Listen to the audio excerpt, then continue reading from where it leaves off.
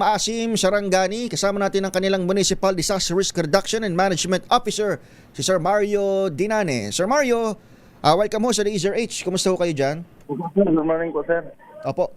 Hindi ho kagandahan yung mga umaga natin mula ho nung kahapon. Mula Kumusta? kahapon. Kumusta ho kayo dyan, Ka Mario? Medyo okay na, sir. Mm-mm. May mga aftershocks pa na nararamdaman hanggang sa mga oras na to? Opo, sir. Po, may aftershock. Hanggang gabi. Hanggang gabi. Paano yung ating Opo. mga kababayan na siyempre yung panganib o yung pangamba, partner, kapag after ng lindol, Lalo na sa gabi. lalo na sa gabi, yung sila'y manatili sa loob tapos gumuho yung kanilang mga estruktura. Marami ba tayong mga kababayan na evacuees o sa labas ng kanilang bahay tumitira muna o nanunuluyan?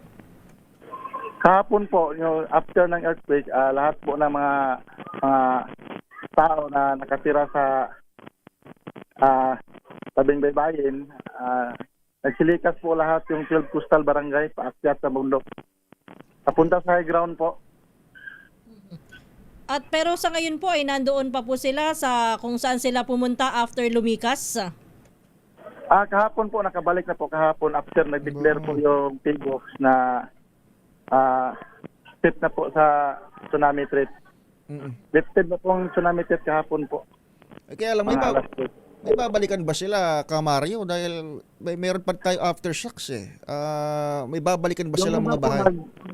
Yung iba po natakot, nagsibalikan sa evacuation center po. Diyan po ba sa area nyo, sir, gaano kadami sa inyong pagkakaalam yung mga nasirang bahay o napinsala, nagkaroon ng bitaka na hindi mo na po pwedeng uwian? Bali, sa ngayon pa po, wala pa po kaming mga update po kasi hindi pa po nag-report yung ibang barangay. Kasi kahapon po, ma'am, wala pong signal, walang kuryente. Hanggang ngayon, ma'am, wala pa pong kaming kuryente. Signal lang ang meron.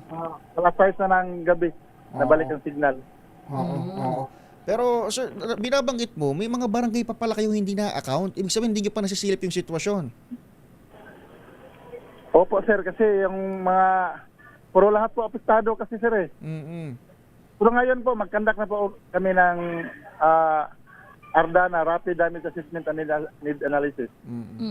Ibig sabihin, Ka Mario, doon sa mga barangay na iyan na hindi nyo pa naabot dyan sa Sarangani, even yung mga casualties or potential casualties, hindi pa natin nasisilip. Yung mga casualty po, mayroon po tayong 3 na injured. Then wala pong fatality. Ayun. Mayroon po Very good. tayong 145 na household na nag-evacuate. Total of 508 individuals na dito sa evacuation center. Kahapon po, may natira pa po dito na 200 plus na mga evacuees.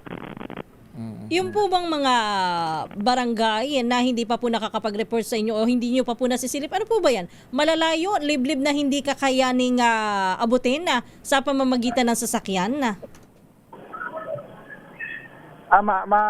Ma-reach po ng mga sasakyan.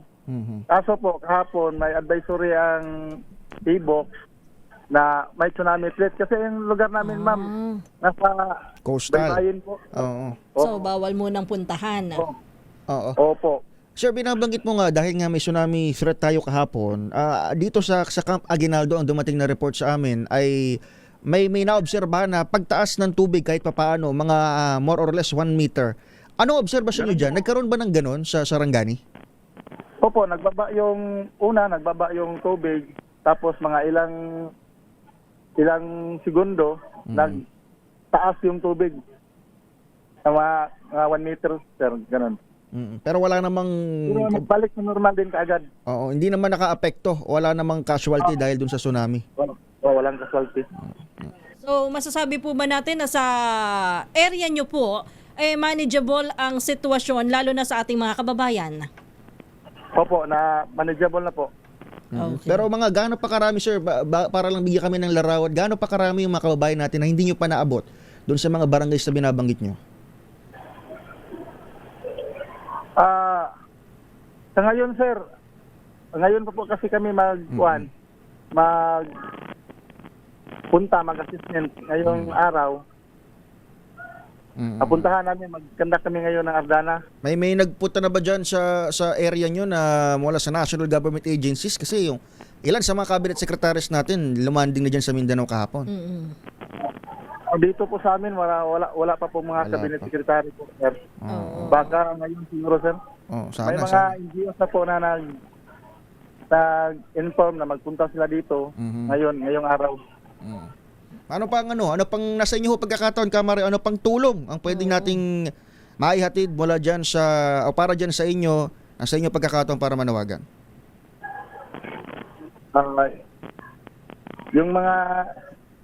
Yung ibang mga kababayan namin, sir, pag-uwian na, bali, nag-advise kami na yung may mga damage na mga bahay na di ba pwede mauwian, dito muna sila sa evacuation center.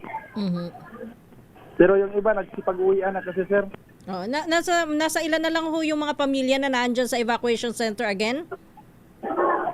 Mga nasa 50 plus na pamilya, pero ngayon mag-uwi na ito ngayon, ma'am. Oh, okay.